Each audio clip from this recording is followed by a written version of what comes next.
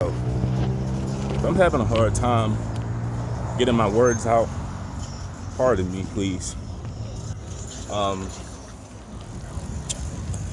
Today they really didn't turn out how I wanted it to. Now, I want to first start off by saying I haven't been to a doctor in like 10 years. Some people on my last channel, and the whole thing with comments, I allow comments now because I see that I will attract mostly Christians on here. Non-Christians are not going to listen to me talk about the Bible. Now, I don't say this about everybody, but I think Christian spectators, watchers, viewers are some of the best people to have as subscribers, because out of all cultures, Christians are the least likely to be bona fide haters. Any other part of the internet you go on, yeah, hate is everywhere, but Christians are less likely to be bona fide haters. This is why I always had a disdain for joining. Like when I was on my old page, I never did claim to be affiliated with no group on here. People accuse me of being like part of the manosphere. I never got the incel like accusation, but it was mostly manosphere, red pill. I'm gonna tell you this right now. I don't hate those guys, but I never roll with those guys. Even when I did my own page, I never roll with those guys because I understand most of them are just miserable haters that are mad at their own life. And the one thing about a hater, those that hate, yeah, I made my videos on my old channel, but I never just had hate. I never would just hate on people that were doing better than me. The most I would do is get inspired by their success. But I never would just sit in my room or my car at the time, be like, man, he got a nice house, but I don't got a nice house. He got nice clothes, but I don't got nice clothes. You know, he got a nice income, but I don't got a nice income. I never been like that. Most of those guys on that's part of those groups, they're haters. They secretly envy what somebody else has because they don't have it. And I never wanted people like that following me. I had a lot of people like that following me, but I never was comfortable with people like that following me. Because, like I said, they're haters and they can't help what they are. But I don't feel that way about Christians. And this is why I'm comfortable making this video. Because I'm a man of God who happens to possibly be bipolar. I don't want to come to that. I don't want to be self-diagnosing on here, but I think a lot of this came into being from the way I live. Some drug use may play a part, but I think a lot of it is from those 3 years. Because I never really crashed out for those 3 years. I just dealt with it. Because you can't, like I said, when you're an adult and you're working class, you don't have the power to crash out. You know, you don't have the power to do those kind of things. But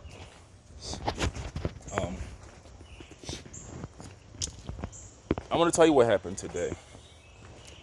We were supposed to go out to eat, and I don't like to make things all about me. If I'm treating someone, I want it to be about them. Now, I'm not a huge fan of my mother's selections of places to go, or I don't go out really at all. If it's not work or eventually school, which I'm gonna start soon, I don't do a lot of going out. Why that is because I understand people.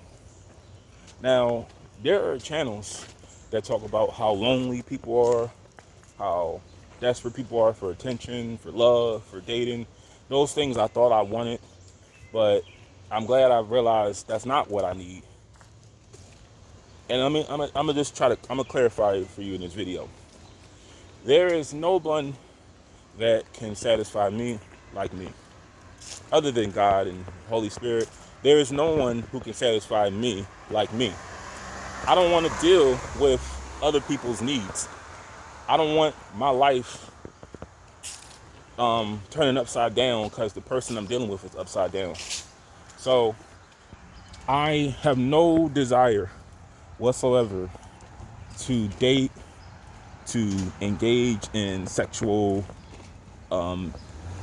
sexual intercourse or any shape or form with myself. At this point in my life, I want to just live in righteousness, but I am 100% adamant that I don't need really any kind of interaction with people because what comes with it. Just think about this. What person has, I'm trying to be clean in this video, but when Nicholas Cruz brought that when he unalived all those people at his high school, that stemmed from him getting beat up by some kid who took his girlfriend. Has a squirrel ever took somebody's girlfriend? Has a tree ever took somebody's girlfriend?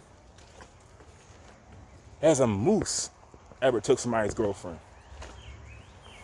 Like, tell me the time a bunch of reindeers, and there ain't no such thing as reindeers, but a bunch of reindeers just robbed somebody at gunpoint to where they don't even want to go outside their house. People do these things, not reindeers or squirrels or caribous or antelopes. People do these things. I want to protect my future. I want to protect my the goals that I have lined up. I want to protect those. So I do what I can to involve myself with less people. And long story short, we're supposed to go out. We take a lift to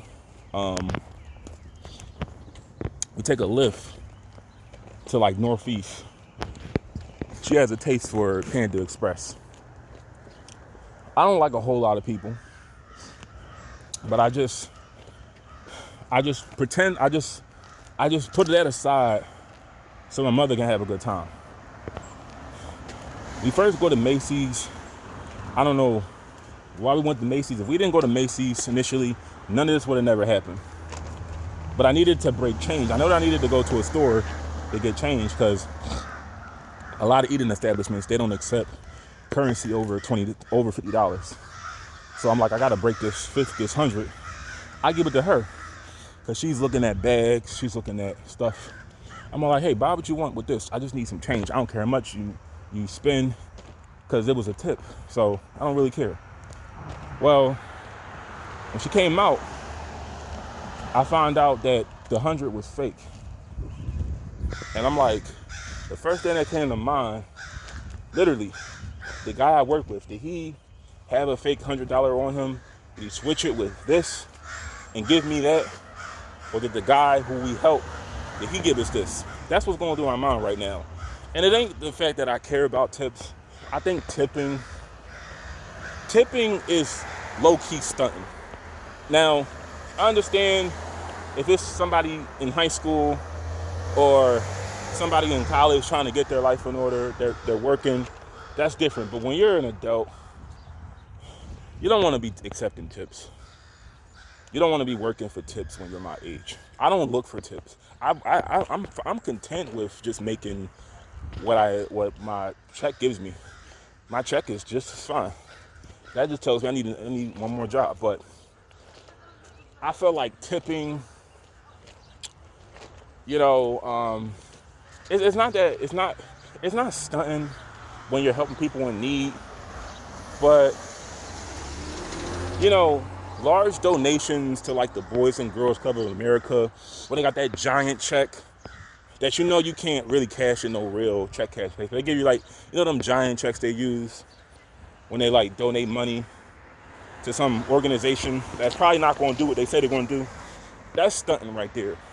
And you take a picture with the people in the background. They don't want to be on. They don't want. You know they don't want to be on camera, but you take their picture anyway. That's stunting to me.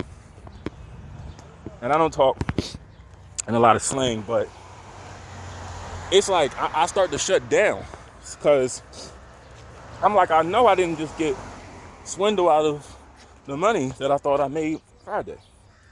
So now I'm all like, man, what's going on? And I'm telling my mother, please, let me have that $100 bill. Let me rip it up so I can feel better.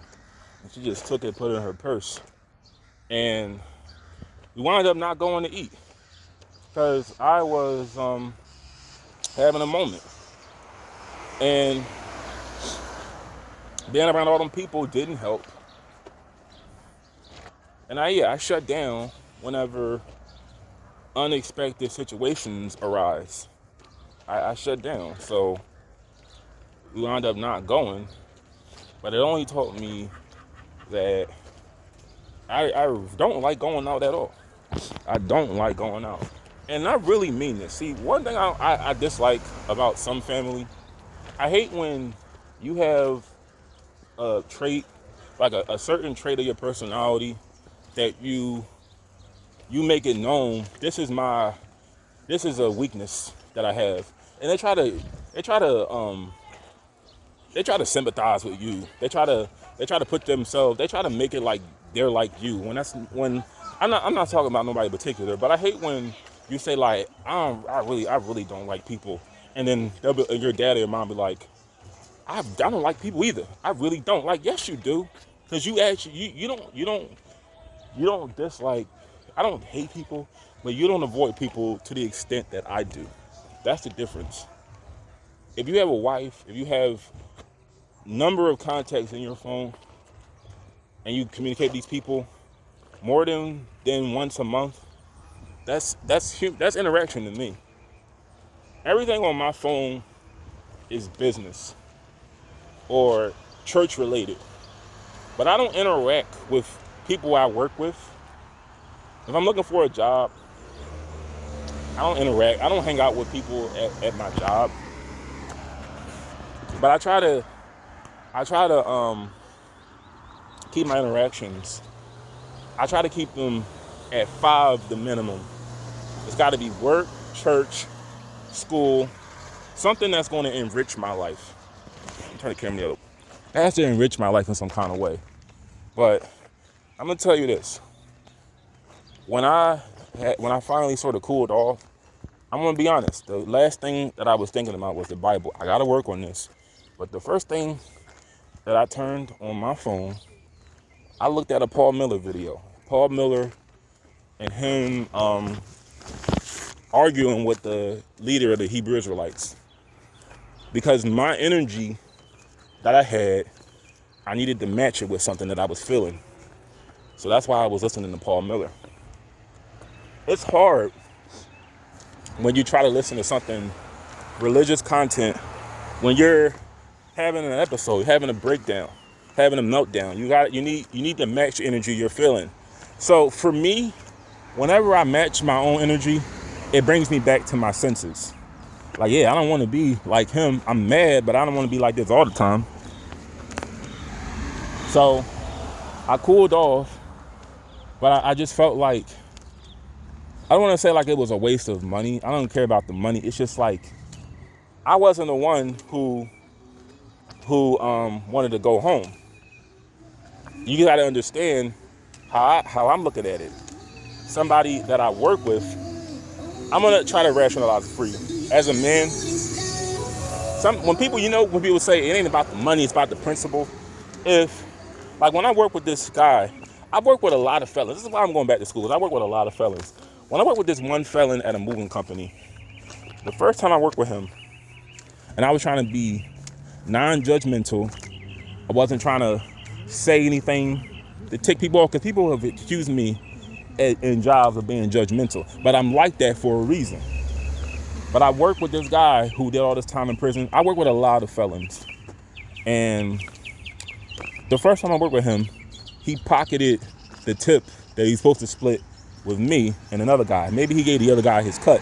But the next time I worked with him, I got into his face. Like, I made sure that I got my cut. And yeah, it was times when I said some things that ticked him off. I knew it ticked him off. Because one thing about me, if I can't physically beat you, I'll intellectually beat you. I'll use words you don't understand. I'll remind you where you are in life. And I don't want to be like that. This is why I'm trying to get out of jobs like that, because that's all you deal with. You deal with people like that. But I'll say things to get under your skin. And like I said, at my age, I don't want to be going back and forth with nobody. But I'll try to match what you give me, I'll give you the same in return. I'll just find things that I know bother you. Because I ain't going to make it like I don't have feelings. You can say things that can get under my skin, but it has to be something that, say, I told my whole life on here. So if I'm not comfortable with you knowing it, I won't tell you.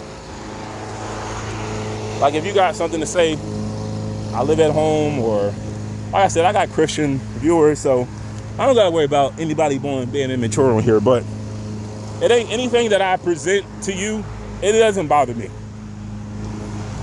You know, it doesn't bother me at all. But one thing I didn't do,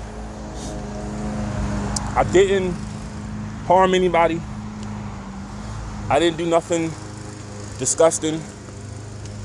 I was angry, but I reminded myself that you're a man of God. You gotta learn how to control yourself. But it's a little harder when you're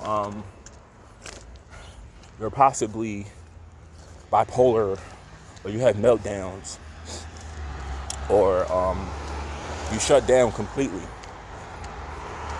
Like I said, this is why I just stay to myself. It's more for my own protection.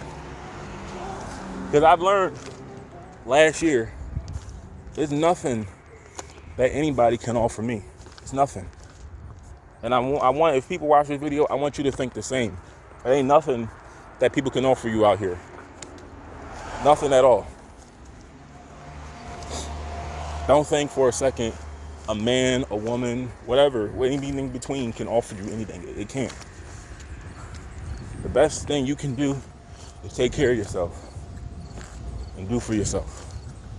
But it ain't nothing out here that people can offer you. And I'm confident in what I believe. See, I don't have conversations like this at work. Like, sometimes the whole conversation, like I'm a man. So sometimes when we're driving by,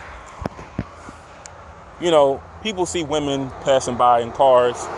I told y'all this, they tend to give them that power of attention. I don't.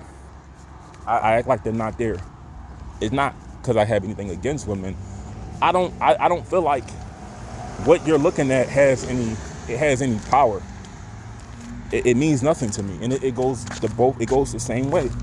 If you think I'm gay or whatever, if I saw a man dressing like a woman, or a man dressing provocative, I would not give him or they or it attention, because there's nothing they can offer me. Nothing at all. And honestly, like I said, the more I read the Bible, the more disgusted I am when I see stuff like that. And I feel like it's working. Even myself. If you think I do kind of like, I do nasty things when I'm alone, I don't know what you think I do, but I'm disgusted with that even more. Because it's hard, it's a lot worse when you know it's wrong and you continue to do it. You know it's wrong and your conscience is telling you, hey, don't do that, because it's going to just separate you from it's going to separate your relationship with God. But me, I kind of deviated from the topic of this video. It's 20 minutes. Wow.